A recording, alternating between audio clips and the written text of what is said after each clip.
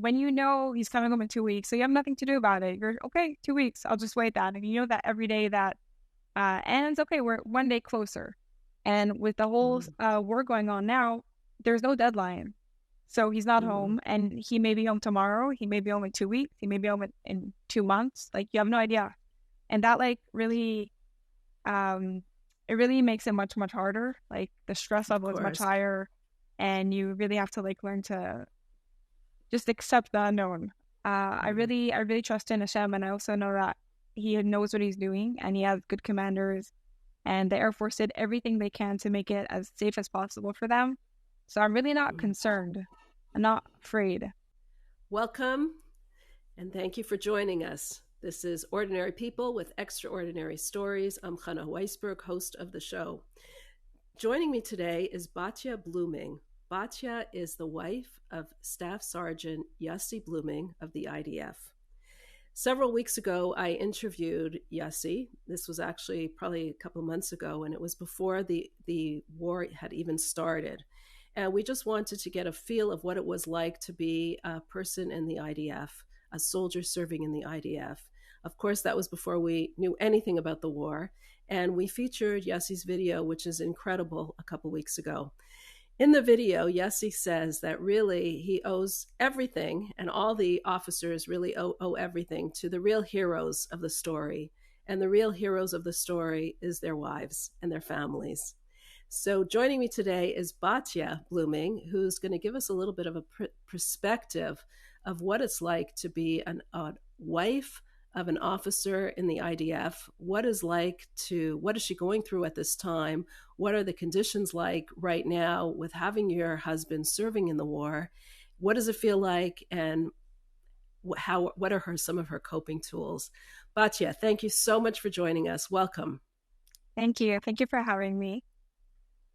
So, first of all, tell us a little bit about how long have you and Yossi been married? So we have been married for like just a teeny bit more than a year. We celebrate Wow, our anniversary in Elul. Yeah, just like 2 months ago. So newlyweds, incredible, basically. Yeah. incredible. So, you've had a little bit of a feel of what it's like to be the wife of someone in the army before the war started. Tell us a little bit about what that schedule looked like then. All right. So it's funny. I was actually really surprised. I didn't think there would be any difference between a wartime and just the regular schedule. Because, like, if he's not home, he's not home. What is the difference? So on a daily basis, he comes home between once a week to like once in 2 weeks. It really depends, like, what he's doing at the time. If he's training, so obviously it'll be much more flexible. I might even be able to come visit him. He might be able to come home like on a surprise, just in the middle of the week.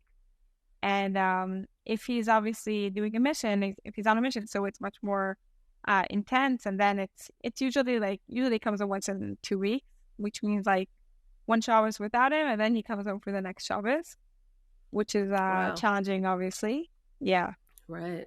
Wow. So that's a long time that you're not seeing your husband, yeah, especially in the newly stages of marriage. Wow. right. And how has that changed now? Now that Israel's at war.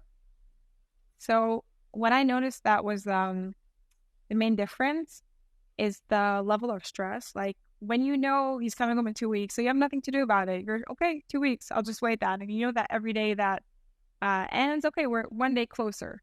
And with the whole Mm, war going on now, there's no deadline. So he's not mm, home, and he may be home tomorrow. He may be home in 2 weeks. He may be home in 2 months. Like, you have no idea. And that, like, really, um, it really makes it much, much harder. Like, the stress of level is much course. higher, and you really have to, like, learn to just accept the unknown, which is And challenging. there's And also, and there's like, so much unknown, right. And right? also Mm, the another main point is that he's like not available on his phone most of the mm. time. And now, like, since Shabbos, he's not available at all. Like, the phones are shut down and locked away somewhere, and we have no idea where they are, what they're doing. We have no clue. So not Wow. available at all. And beforehand, before they took the phones away, so like they were in a base that we couldn't visit them. So Mm. those were like the main differences. Wow. So when was the last time you spoke to your husband? So I actually saw on Friday, last Friday, that his commander announced that like there are going to be visitation hours. Sadly, like similar to like what goes on in a prison, but just on a much Oh, much happier wow. note. Yeah, Wow. like families were coming, like all the siblings, like everybody who could come, and it was really amazing, really moving just to see like every soldier like leaving the gate of the base, and like all like the family was like running to him and like crying, and everybody was so Oh, emotional, wow. obviously. I got to see him Right. like before Shabbos for a few hours. That was really great. And then Motei Shabbos, a friend of mine that her husband serviced with Yossi, she sent me a text saying that they don't have their phones anymore. So like that was that. Oh, Yeah. wow. Yeah. So this was all before the ground incursion, before they did the ground, they went in by ground, is that it? And since I don't then, know. Like you don't know where. we know that some troops went in, but we don't know I exactly see. who. So Right. and Do you, if we would have known, we wouldn't be able to say, obviously. right. Oh, right, right.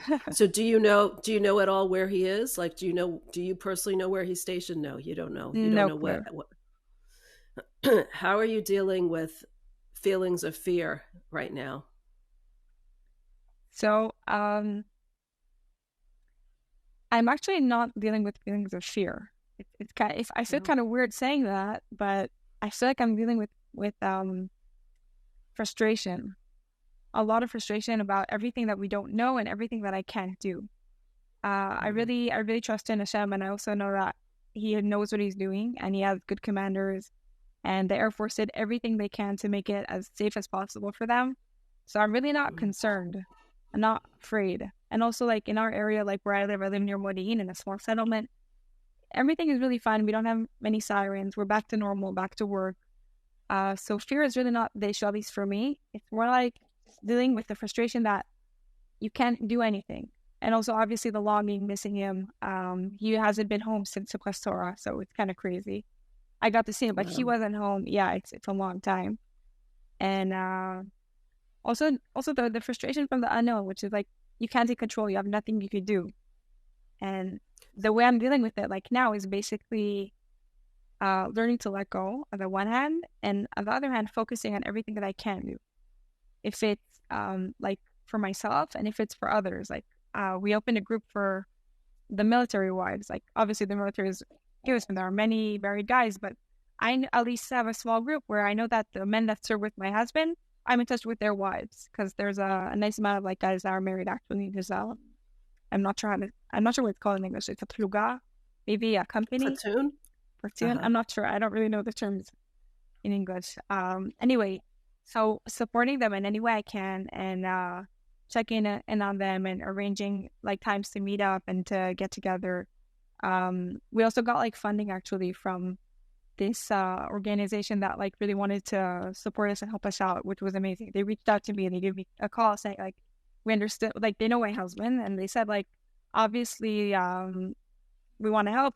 Let us know if you're interested in taking a part in this, and like organizing different stuff for the women and helping them out with what they need. If it's like we sent them flowers before Shabbos, which was really sweet, but we're doing stuff that are also much more meaningful than that. Um, Not to like make it sound less meaningful, but stuff that are like really, really important, like giving them funding for therapy sessions, just to have like So this is therapy opportunity. sessions for the wives of the soldiers Yeah, or the families of the soldiers? yeah, Uh-huh. So giving exactly. them therapy sessions to have an opportunity, you were saying, to share their feelings, to To process their share, feelings. yeah. Also, a lot Mm-hmm. of the wives, they come from families where the family doesn't necessarily understand what you're going through. You don't really have a place to get the support you need. Like, obviously, your family loves you and wants to support you, but they don't always know what the right thing to say is. They sometimes end up hurting you more than they wanted to. Asking you, Right. when did you speak to him for the last time, or did he text you? Why didn't he text you? And like, you have nothing to say to that, and you know that's only coming out of care, but it's really it come out as being hurtful. So just like making sure that they get the right support, and also that they Right. have a safe environment to just feel comfortable to express their feelings without needing to be strong. Because many people have been saying that. Me and my friends who are in the same situation, they've been saying, oh, you're so strong. Oh, be strong for yourself, be strong for him. And it's like sometimes you need to have a comfortable environment to just feel safe enough and that you don't have to hold everything like on your own. Of So doing course. that was amazing. So what, so how do you like express yourself? What do you just share what your feelings? You just share what's going on? Like how do you actually do it? So first of all, I think that there's a huge power to sharing a situation with people that actually understand you. So just having a opportunity to meet most of the wives that like I'm in touch with, they're in the Jerusalem area. So we got Mm-hmm. together about a week and a half ago, 2 weeks ago. Um, a shout out to Rotten Hamadina Hendel that gave us her Beit Chabad. It was really, really great. Um, so we had that beautiful space. We were really happy about it. And we brought She a told me that therapist. she told me you organized a beautiful program. She's so sweet. She really helped me out with like a lot of things. So thank you so Yeah. much. If you're watching this, thank you so, so much. Really appreciate that. Right. Um, anyway, So so you just organized there that like for the group for the wives of the soldiers, and you came right. together and So first of all, just to give them opportunity to relax. They feel like they're going out to somewhere. It was actually mm-hmm. they have their Beit Chabad and the bottom floor there's a restaurant that like on Shabbos like lets them to use this space. So the owner of the restaurant um like offered this space to us basically. So it was really, really great. We had like a beautiful space. We brought really great food and we got to get to know each other because some of the women know each other, but most of them didn't actually know. They like texted on WhatsApp and helped each other out when they need to send packages to like the different bases, but they didn't actually know each other personally.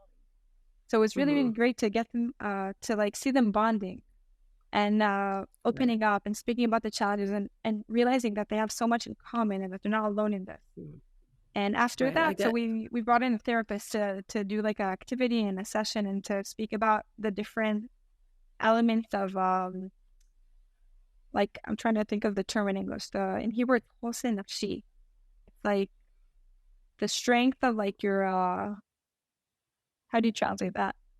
your inner strength. Yeah, yeah, exactly. So she spoke about like the different aspects of like taking care of yourself, helping others. So I guess so many army wives are in a position where they're constantly giving. I mean, if you have children as well, you're constantly giving and doing and taking care of so much without any support. Or if you don't have children, you're just taking care of so much on your shoulders as well that you're not really thinking about taking care of yourself. Right. It's a big challenge for a lot of us. And I think something that I learned in the past few weeks was to get help in the sense that I'm very independent. And when the war broke out, I was like, fine, I'll stay home. I don't mind being alone. I'm fine. I have so much to do. And I realized that it was really difficult. And I spoke to my older brother who lives in Jerusalem and he said, like, come over. And my like immediate reaction was like, no, no, I'm fine. Like then I realized that no, I'm not fine. I really should go over. I should accept the help. They're amazing people and they're happy to have me. And I'm really Mm-hmm. happy to spend time with them. And just doing that first step into accepting help, not in the sense of like something dramatic like go see a psychiatrist or something like that. Just like very, very Right. basic. Your family, the people who love you and surround you, accept the help from them was really amazing. And I'm trying to spread that out to the other army wives in the sense that we almost like almost all of us have that in common that it's very hard for us to get help because we're so used to being independent Sure. that that's like the flip side of it. So Right. we're working So on there's that. this independence and this feeling of aloneness because you're carrying so much on yourself. And I guess when you share that with others and when others come together, it just brings together a more united feeling that I'm not in this by myself. So others are helping to share in the burden together with me. Exactly like that. It's really Right. beautiful to see that. And also, I think it's much easier to start accepting help from people who really understand you, and you know that Mm, they're not judging you or anything. That they're in the same situation as you. They really get you, and they're offering help. Um, right. really because they know they care about you and they know what you're going through. Sure. For sure. Um, is there is there something from your background, from your studying of Hasidic thought, or from your background in learning about Judaism that has helped you to get through this? Any comforting teachings or things that have helped you to get through a challenging time like this? That's a great question. I definitely think that Hasidus is something that like is a huge part of my life and everything I do. And not necessarily that I'm a huge scholar and I sit and study all day.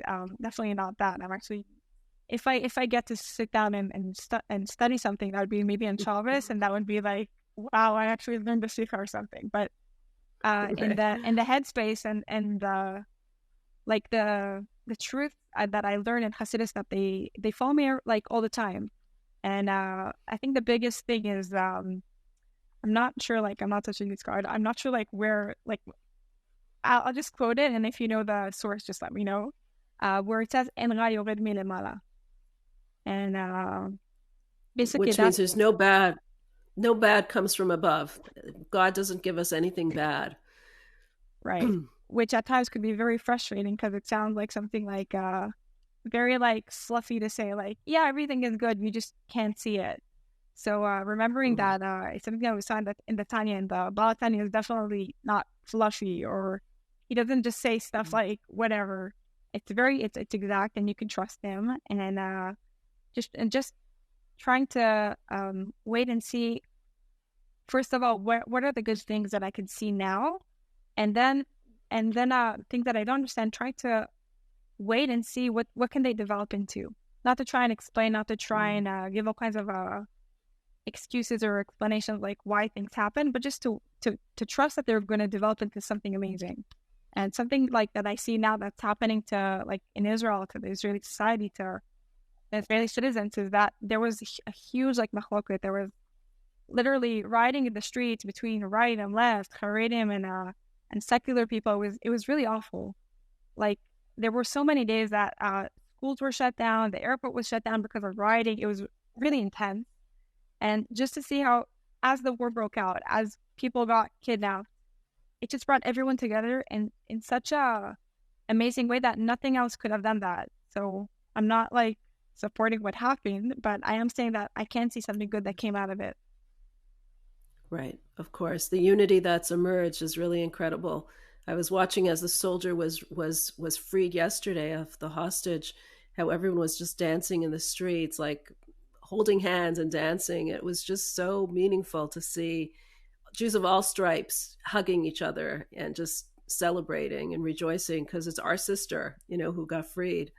So Right. that's definitely, but I mean that's quite an incredible like perspective. I mean, when things are looking so bleak around you, to be able to say, well, it's not, ultimately there's something good in this. Ultimately I have to believe that there is something good that's coming out from this. That's like a hard level for a lot of us to really try to incorporate in our own lives. How do you do that? That's true. I think like with any skill, it's just a question of practice at the end of the day. Um, and also I think that sometimes when you get to a point like a war or something that's very dramatic, you don't really have a choice. It's like we have amazing stories in Hasidas about different people who did a Kiddush Hashem, like with Mesirut Nefesh, that they didn't like, Self-sacrifice. exactly, they didn't believe in the Torah, they didn't believe in Hashem their whole lives, but suddenly they got to a point in their lives where they had to do something that was against halacha or against the Torah, but it was like really extreme, and suddenly, for out of the blue, they just decided to sacrifice their lives like on Kiddush Hashem, which is like the weirdest thing ever, because like, be consistent. Okay, so your whole life you were secular, you didn't believe anything. What changed? So I think that there's something that, like, in these extreme situations, that really brings our nefesh elokis out of us, even if we don't try to do anything like to bring Our it out. godly So soul emerges. exactly. Right. Just So you So mean that's like part of it. you're so right now you feel that you're in a time of tremendous turmoil, and there's a certain strength that's coming in from inside of you, from your soul inside of you, from your godly soul inside of you, that's strengthening you and making you feel that I can do this, that I can get through this. Definitely. I'm sure that many people who have been in extreme situations would agree and would relate. Right. And I think that for those who don't relate, I think that the thing I would focus on would be maybe looking positive, like looking at the people around us in a in a positive, like be'ayin tova. How do you say that? A positive light, In a a positive light. positive eye. Yeah, because I think that Right. when we start looking at the people around us in a positive eye, so we it like opens up something inside of ourselves to be able to see how Hashem is all like look at him too in a positive eye. And I think that Hmm. looking at the people around us in a positive eye is something that we all can do. It's not like somewhere up there in the sky that's like far from reach. At the end of the day, we all have people we love that do annoying stuff, and we love them so much that we sit down and we explain it to ourselves. Okay, he was tired that day. She was tired that day. They didn't Hmm. realize what their words would cause. Whatever. We have all kinds of explanations. We're good at doing that. So developing that, and then afterward, trying to use that same point of view to Hashem to look at Him that way. I think that really gives us Hmm. the the tools that we need to see how like there is no bad things that Hashem brings down to us. That's a beautiful way of looking at it. I think when we shift perspectives in general, we could be thinking negative, negative, worry, worry, fear, fear. We just keep going in that hole of and go deeper and deeper. We dig ourselves deeper and deeper. And you're saying do the opposite, bring light, like climb higher. Look in a positive way, look at others in a positive way, and then look at God in a positive way, and look at our world in a positive way. And suddenly your perspective completely shifts, and you're no longer feeling that blackness and that worry and that hardship. So Definitely. that's really beautiful. Yeah. That's beautiful. Thank you. um I think there's also another perspective, another whole aspect of this whole war situation that a lot of army wives are feeling, and that is, there's this whole issue of taharat hamishpacha, which is the laws of family purity, which you were mentioning how it can be extremely difficult on a husband-wife relationship, especially on a usual basis. Taharat mishpacha, the laws of family purity, would mean that when a wife has her period and until she's able to go to the mikveh, husband and wives don't have physical contact. How does that affect your situation now, the context of a war? So that's an amazing question. Um, in general, even before the war, it's a difficult topic for army wives because that as much as you'd like to schedule things like that they would work out perfectly, then when he comes home, you're not needed and everything works out. You can't obviously control everything, and you can't Just to explain, need meaning that you aren't in a state where you can actually physically be intimate. So you want to create a situation, but you aren't really in charge of creating that situation because it happens based on the woman's flow and based on times that you're not in control of. So go exactly. ahead. So, some officers in the army are aware to the mitzvah and they understand the meaning. And let's say your husband gets released next week, and you know that that's not going to work out. You could ask and you could request to switch it. Maybe someone else could stand by. So he's going to leave this week or the week after. Like you could work it out. But in a time of war, Mm-hmm. you have no flexibility.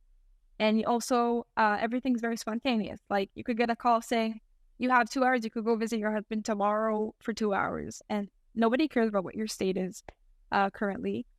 So it's a huge challenge. But on the other hand, it's an amazing mitzvah. And as we know, the whole existence of Am Yisrael is based on this mitzvah.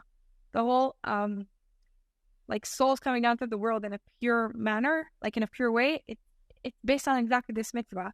And at a time where we lost so many of Am Yisrael, so many people, so many Jews, there isn't like a better mitzvah to put an extra effort into and to try to keep it like to do a little more, to put a little more effort into it because it's exactly like this is the mitzvah that like we should be focusing on now as women. I think like, and I think that channeling the frustration of there's nothing I can do or like it's so far from me. Yes, there is something you can do, and it's this mitzvah exactly. And the Rebbe spoke about how it literally saves lives. This mitzvah.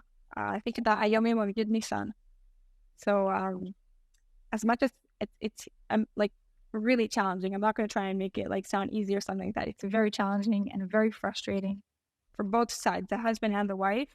But it's amazing mitzvah, and we should never like think of giving up on it or anyway. I can't imagine like giving it away. Wow, that's incredible strength. So, like I'm just imagining you haven't seen your husband in a long, like in a couple of weeks, and you just the only thing that you want to do is hug him, and you stop and restrain yourself from doing that because of this mitzvah. And you're saying that this mitzvah, though, doing it and keeping it is what keeps the Jewish people. So this is the I guess this is the ammunition that we use, the spiritual ammunition against this battle that's such a horrible, fierce physical battle. This is the spiritual ammunition that we as wives can encourage our husbands in keeping. And encourage ourselves, not only the husband. And ourselves, of course, of Um, course. I always think about it how in the past, like the whole when people talk about Talat Mishpacha, family purity, they would say, it's like such an amazing mitzvah, but it's so hard to keep because there isn't a mikveh near my house, or the mikveh like aesthetically isn't appealing, or in other situations, like many years ago, like our great grandmas, they would go and like break the ice. They didn't even have a mikveh, so it's like Right. I feel like it's reversed. Like today, we have such a like luxury. We have like amazing mikvahs in every Jewish neighborhood. You have at least one, if not more, and it's so comfortable. But we don't want it enough. The Mm. Mesilut Nefesh is not about doing the mitzvah, but it's about wanting to do the mitzvah. And I think that's where we should really put our effort into understanding the meaning of it and just connecting to it and wanting to do it because it's literally easy to do, Mm. like in this day and age. Right. You mean the physical amenities are there. It's just the want. We have to have the want and the desire to actually be there and doing it. And that's the hard part. And especially, I guess, now in a wartime, but it's specifically in a wartime that we need the merit of this mitzvah. Exactly. Right. Wow. Is this something that wives discuss, the Army wives discuss, or that you are involved with teaching or explaining to them? So definitely, my husband and I opened a WhatsApp group for the Army wives, like immediately after we got married, because we understood that it's something that there isn't enough awareness to, and people really need the support, and they need that. The wives really need that space to discuss things that are beyond like how do I send a package to my husband or who's going to the base and can I join you. Beyond that, there's the whole challenge of ta'at mishpacha, where when you can discuss it with people in the same situation or that understand it on the halachic aspect, on the emotional aspect, on the even the like health aspect. It's Mm-hmm. really empowering, and it's really amazing thing. So we definitely discuss it, and I know that my college teacher Karen Valdi, if she's hearing this, I hope she's proud. So I ask her often a lot of questions, and often like for my friends, because if they're too shy to ask, or if they don't know who to ask, so often she gets a lot of questions from me, and we really try to focus on discussing it and making it something that amongst ourselves we feel comfortable talking about and helping each other out.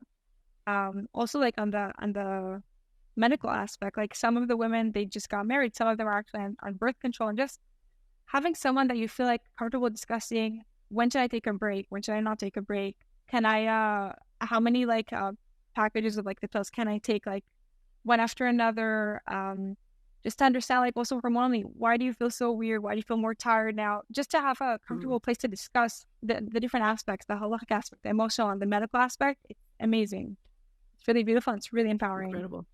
Yeah. That's incredible. Wow. That's really beautiful. Um, is there some message that you'd like to give to those who are watching here in America? Like, what can we do to help you? What should we be aware of? What should we know?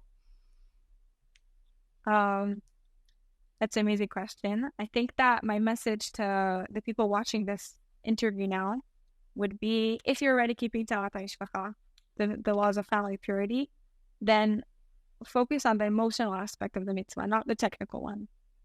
The whole aspect of Shlom Bayit and, Which means harmony in the house, right. like just getting along. So go ahead. Anyway, I would say to focus on that aspect and on the connecting to the mitzvah and loving it, really loving it, because it's such a beautiful mitzvah. And if you're not doing it yet, so I'd say reach out to the nearest Chabad Rebbetzin in your area and say, I want to learn. I may not do it. I may go. I may not go to mikvah. Who knows? But I want to learn, like to start somewhere. And so you're asking us to learn about us wives in America, us women in America, to learn about the laws of family purity for your sake, for your protection? Definitely. Definitely. Okay. My sake, my Wow. family's sake, my husband's sake, all the soldiers fighting, all the families Wow. that left their homes and they're in hotels all over the country and they don't have their things and they don't know. Some families, their houses have been burnt down. Anyway, yeah, for the sake of all of us. Right. We're one people, so what we do can affect everybody. Mhm. Can you give us any little story or rays of light about from the situation that's emerged that you can see there, something positive that we can hang on to in all this darkness? Well, I was speaking earlier about the Ahd that just came out of nowhere when the war broke The out. unity. The unity, exactly. So a few weeks ago, my husband, he texted me, told me that he doesn't like he ran out of tzitzit. So I tried to buy him more tzitzit. I like called a few different stores. Some of them were open, some of them were closed. But apparently, so many people were in a rush to help all the soldiers the second they got called just to go to their bases and to prepare for to start training for the war. So they bought like all the tzitziot that existed in the country, and you couldn't find one pair of tzitzit. So I told them, listen, Wow. I don't know if I'll be able to find you any tzitzit. They've all been bought. They've all been scattered throughout all the bases, and it's amazing. But like even secular soldiers that don't usually wear tzitzit or a kippah or daven or put on shillin are now like wearing tzitzit. They're davening and they're asking like the like they're asking all of us to daven for them and to say tehillim for them and to put tzedakah for them. So I told him, listen, I don't know if I'll be able to find any tzitzit for you. To pray, to give charity, sorry, to say psalms for them, to give pray for them. Yeah. Mm-hmm. Yeah. Anyway, so by Shtecha Pratis, like one of my brother's friends knows somebody who anyway was part of like the donations of tzitzit to different bases, and he had a few spared. He had like 10 pairs left. So I sent him some, and he like gave some of them to his friends. But I thought that it was so beautiful, just the idea that you can't find tzitzit because it was bought already by people that wanted to donate them to soldiers, and now they're wearing them. So it's just so Wow. beautiful. It was really moving. It's like a small incident, but it means so much. Right. Wow. Wow. The unity is incredible. Wow. Batya, thank you so much for joining us today. You know, Yassi said that you are the real courageous one. You are the real strength behind the army. It's you and all the other army wives who are holding down the fort. What do you say to those who have like family, children who are doing it on their own? How can we help them, or what do they need to know? I just want to understand your question. Like, who are I'm you saying like referring to? there's I'm referring to the army wives who have children and who are doing so many things, and it must be so difficult, you know, without the father at home. Some of them have multiple children and they just don't have the support. Is there something that we can do for them, or that they should know that you can address to these situations? Well, I don't fully understand that yet, but I will understand it, but not yet. I think that if you have a neighbor like that, just knock in the morning and make sure she's okay. Help her with whatever you Mm, can. Offer to take the kids out for a walk, to take them to the park. Just give her some time alone to recharge and check in on her every once in right, a while, definitely. And right, if you're like from you don't have a neighbor like that or you don't know anyone like that, so a text, a phone call, that'd be great. And if not, just davening for us guys, because if you're not here physically, at least spiritually, there's a lot to do, a lot of ways to help. right. And I guess here in America, that's definitely a message that we can be doing. Just do whatever we can spiritually to help. Right. Thank you. Exactly. Thank you, Batya. Thank you. Thank you for your courage. I loved how you said how you are not afraid. You know, that's not part of your definition right now. Like fear is not part of how you're looking at things. And I wish that you continue. I give you a blessing that you continue to not have any fear, and that you no longer need to have that strength.